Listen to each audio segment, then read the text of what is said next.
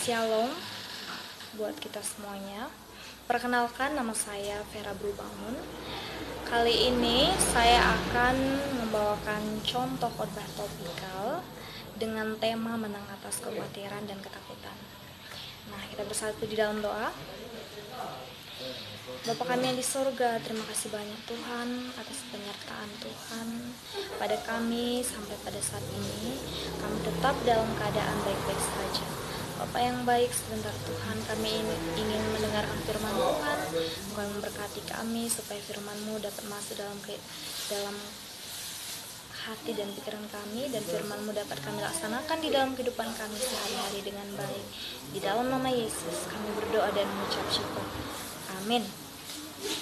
Nah, bahan bacaan atau bahan Alkitab kita pada saat ini diambil dari Yohanes 12 ayat 12 sampai 16. Saya bacakan dari sini. Keesokan harinya, ketika orang banyak yang datang merayakan pesta mendengar bahwa Yesus sedang di tengah jalan menuju Yerusalem, mereka mengambil daun-daun palem dan pergi menyongsong dia sambil berseru-seru, Hosana, diberkatilah dia yang datang dalam nama Tuhan, Raja Israel. Yesus menemukan seekor keledai muda, lalu ia naik ke atasnya seperti ada tertulis, jangan takut hai putri Sion, lihatlah Rajamu datang, duduk di atas seekor anak keledai. Mula-mula murid-murid Yesus tidak mengerti akan hal itu. Tetapi sesudah Yesus dimuliakan, teringatlah mereka bahwa nas itu mengenai dia dan bahwa mereka telah melakukannya juga untuk dia. Saudara-saudara yang dikasihi Tuhan Yesus, apa yang terjadi di dunia pada saat ini dengan mewabahnya COVID-19 atau virus corona sungguh mengoncangkan dunia dan di kehidupan manusia. Dunia dan kita semua dibuat terkejut, panik dan kewalahan menghadapinya.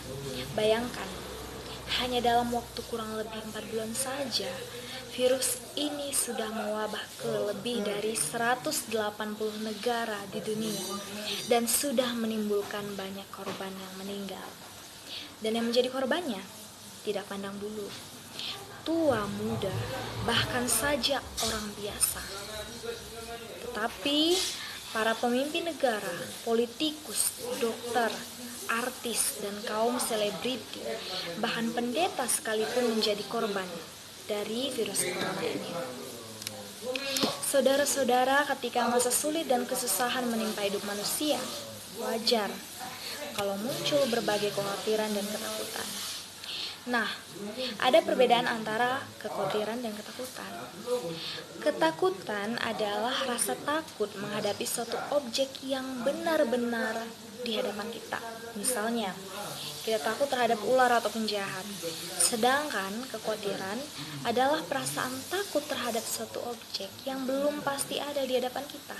Biasanya disertai dengan pernyataan bagaimana jika. Nah, bagaimana jika saya terkena virus? Bagaimana jika saya kehilangan pekerjaan? Bagaimana jika barang-barang di supermarket habis? Dan seterusnya. Nah, kita mengkhawatirkan sesuatu yang belum terjadi. Corrie ten Boom pernah mengatakan bahwa kekhawatiran adalah seperti kursi goyang yang terus bergerak tetapi tidak pergi kemana-mana, namun menghabiskan tenaga kita. Kekhawatiran kalau tidak dikelola dengan baik dapat melumpuhkan kehidupan manusia. Ingat, kita manusia bisa diperbudak oleh kekhawatiran.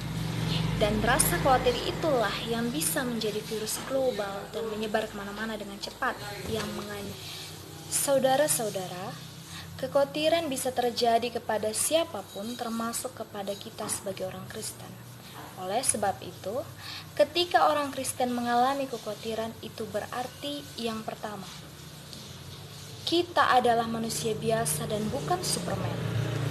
Melalui virus corona ini, kita diingatkan bahwa siapapun, sehebat, sepintar dan sekaya apapun, ternyata kita manusia biasa yang bisa saja terkena virus corona. Yang kedua, Sebagai orang Kristen, selama kita hidup di dalam dunia, maka kita masih harus terus berjuang dan bergumul dengan kekhawatiran serta ketakutan. Saudara-saudara, Tuhan Yesus sendiri sebagai manusia pun ketika hidup di dalam dunia pernah mengalami kekhawatiran dan ketakutan. Ketika ia tahu bahwa ia harus menempuh jalan salib atau kematian. Kita tahu dalam pergumulannya di Taman Getsemani, Tuhan Yesus harus berjuang dengan kekhawatiran dan ketakutan.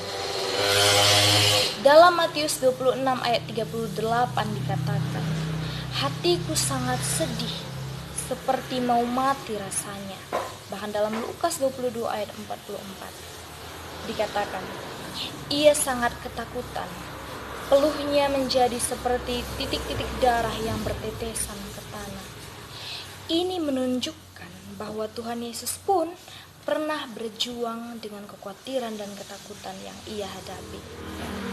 Les Strabel mengatakan ada perbedaan antara kekhawatiran dan ketakutan Tuhan dengan kekhawatiran dan ketakutan manusia. Kita manusia menjadi khawatir dan takut misalnya terhadap virus corona, karena kita tidak tahu apa yang akan terjadi dan apa yang kita alami. Tapi Tuhan Yesus khawatir dan takut justru karena dia tahu apa yang akan terjadi. Ia tahu betapa hebatnya kuasa maut, yakni kematian yang ia harus hadapi. Kita manusia khawatir dan takut karena memang kita tidak berdaya dan tidak mampu mengatasi masalah kita. Berbeda dengan Tuhan Yesus. Jikalau ia khawatir dan takut bukan karena ia tidak mampu dan tidak sanggup mengatasinya, tetapi karena sebenarnya dengan kuasa yang ada padanya, Tuhan Yesus tentu saja sanggup dan mampu untuk mengalahkan masalah apa saja yang ia hadapi. Kita tahu dari cerita dan kesaksian dari Alkitab bahwa Tuhan Yesus sanggup menyembuhkan berbagai macam penyakit. Alam semesta pun tunduk kepada Dia. Ketika ia memerintahkan angin ribut untuk diam, bahkan ia pun sanggup membangkitkan orang dari kematiannya. Tuhan Yesus takut karena dia betul-betul memiliki sifat manusia. Dia takut bukan seperti yang manusia pikirkan. Tuhan Yesus memang takut dan gentar, tetapi ia tidak mundur. Jadi saudara-saudaraku, kita tidak perlu merasa malu apalagi minder apabila kita masih memiliki perasaan khawatir dan takut. Itu sangatlah normal dan manusiawi. Namun yang terpenting bagi kita sebagai orang Kristen, ketika kita mengalami kekhawatiran dan ketakutan, apa respon kita? Jangan sampai kekhawatiran dan ketakutan itu menguasai dan melumpuhkan hidup kita, sehingga kita tidak berdaya dan tidak tahu mau berbuat apa-apa. Nah, kita akan belajar dari perikop ini bagaimana kita bisa menang atas kekhawatiran serta ketakutan. Perikop ini dari Yohanes 12 ayat 12 sampai 16 berkaitan dengan peristiwa Tuhan Yesus masuk ke kota suci Yerusalem. Memang Yesus masuk ke Yerusalem disambut sebagai raja. Tetapi Yesus dan para murid terdekatnya tahu apa arti masuk ke Yerusalem itu. Yesus tahu bahwa waktunya sudah dekat dan dia akan diserahkan serta dihukum mati. Kalau kita boleh bandingkan apa yang terjadi dengan situasi saat ini, situasi yang mengancam dan menakutkan bagi kita, maka apa yang kita hadapi, Tuhan Yesus pada waktu itu jauh lebih menakutkan. Ya, apa yang dihadapi Tuhan Yesus pada saat itu jauh lebih menakutkan. Ia sedang menghadapi masalah kematian di kayu salib, bukan karena ia bersalah, tetapi demi menjalankan misinya di dunia, yakni mati untuk menebus dosa-dosa kita manusia. Nah, yang menarik dari peristiwa ini, Tuhan Yesus masuk ke Yerusalem. Ketika ia memilih cara dan gaya seperti seorang raja, tetapi bukan raja yang pergi berperang.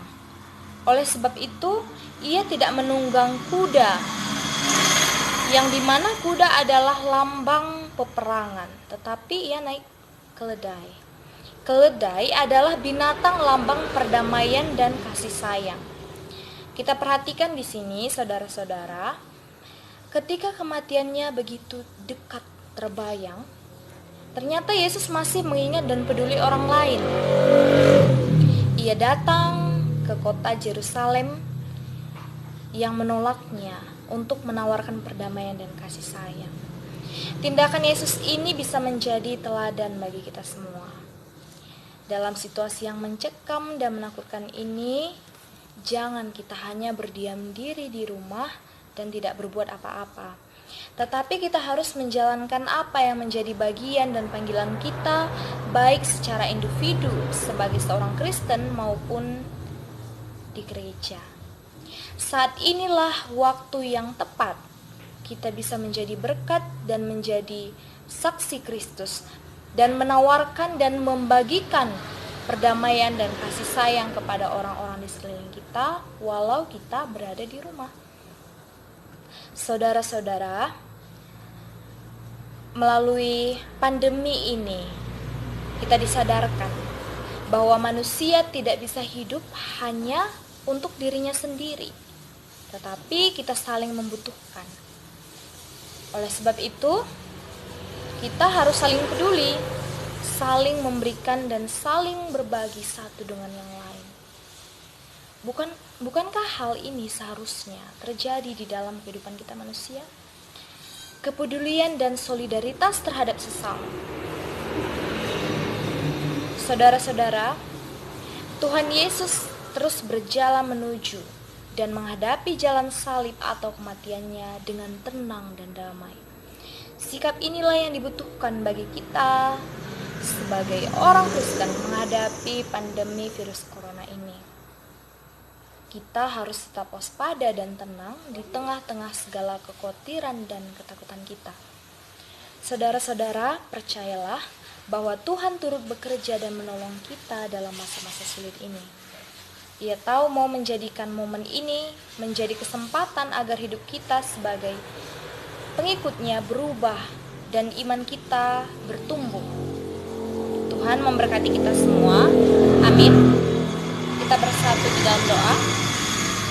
Bapa kami yang di surga, kami sudah selesai mendengarkan firman-Mu Tuhan. Engkau yang memberkati supaya firman-Mu ini dapat kami laksanakan dalam kehidupan kami sehari-hari. Engkau yang menjagai dan melindungi kami dalam setiap aktivitas kami di dalam kehidupan kami ini. Kami serahkan segala kehidupan kami di dalam tangan-Mu. Di dalam nama Yesus kami berdoa dan mengucap syukur. Amin.